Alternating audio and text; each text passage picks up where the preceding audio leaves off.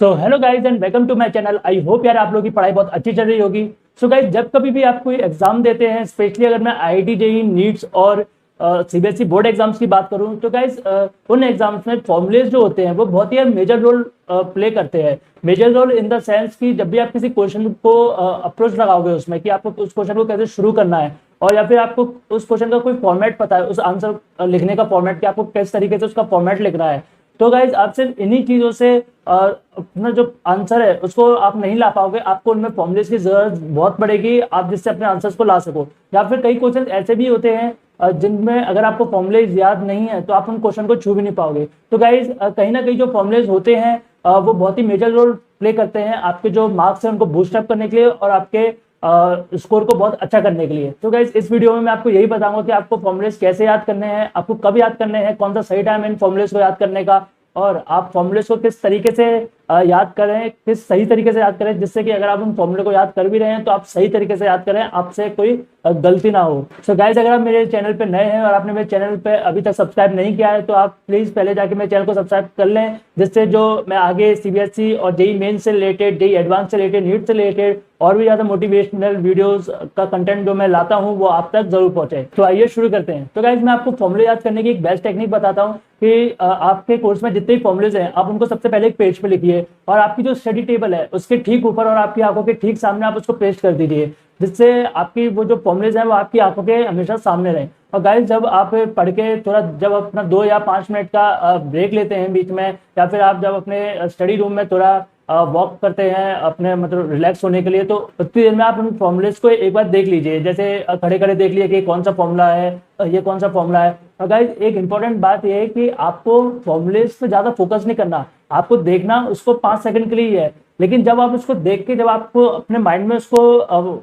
Display करो उस फॉर्मूले को कि हाँ ये फॉर्मूला था, उसको आपको अपने माइंड में बहुत देर तक चलाना है। आपको देखना कम देर तक है, लेकिन उसको अपने जो माइंड में चलाना है वो बहुत देर तक आपको चलाना है, जिससे आपको जो फॉर्मूले हैं वो आपके माइंड में चलते रहेगा चलता रहेगा, तो आप उसको भूलोगे नहीं उस फॉर्मूले को, है ना गाइस। तो आप इस टेक्निक को आप फॉलो कीजिए, और अगर आपको इस टेक्निक से फॉलो करने से आपको जरा से ही बेनिफिट मिलता है तो आप मेरे को नीचे कमेंट सेक्शन में लिख के जरूर बताइए कि आपको फायदा हुआ या फायदा नहीं हुआ। सो गाइस, मैं बात करता हूँ कि फॉर्मुले याद करने का करेक्ट टाइम क्या होता है। गाइस, वैसे एक्चुअली इसका कोई स्पेसिफिक टाइम तो है नहीं कि आपको फॉर्मुले कब सुबह याद करने हैं या दोपहर में करने हैं या शाम को करने हैं। आपको जब कभी भी टाइम मिले आप उन फॉर्मुले पे एक बार फिर मतलब एक बार उसको रफली देखते जाइए। और जैसे कि मैंने अभी आपको बताया कि फॉर्मुलेस को देखना बहुत थोड़ी देर तक है और अपने दिमाग में चलाना बहुत देर तक है। तो गाइस, आप अपने जो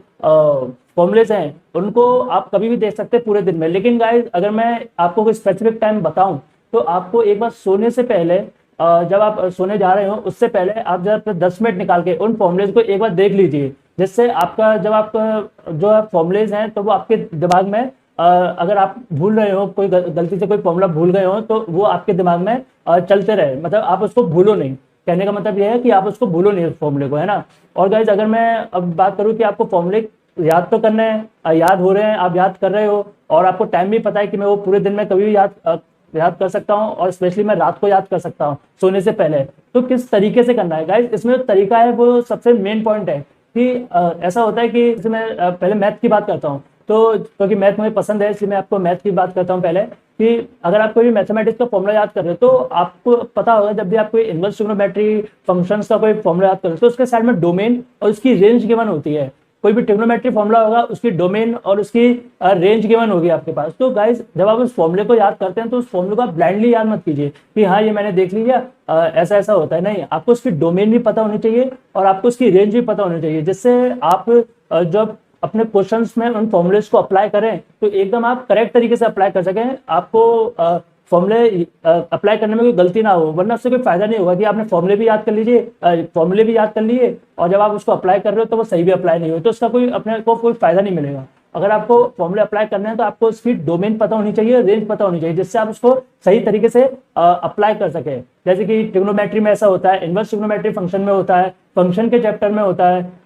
उसमें डिफरेंशिएशन में होता है, इंटीग्रेशन में होता है, जो बड़े बड़े इंपॉर्टेंट चैप्टर्स हैं जिनमें फॉर्मुलेस का यूज बहुत होता है, जिनमें फॉर्मुलेस के बिना आप नहीं कर पाओगे, है ना। जैसे अगर आपको इंटीग्रेशन का वो याद ही नहीं है कि इंटीग्रेशन ऑफ 1/x dx क्या होता है, आपको उसका अगर फॉर्मूला ही याद नहीं है तो आप उसको कैसे कर पाओगे, मतलब आपको इंटीग्रेशन आते भी आपको नहीं आएगा वो, है ना। लेकिन आपको अगर ये पता है कि इंटीग्रेशन 1/x dx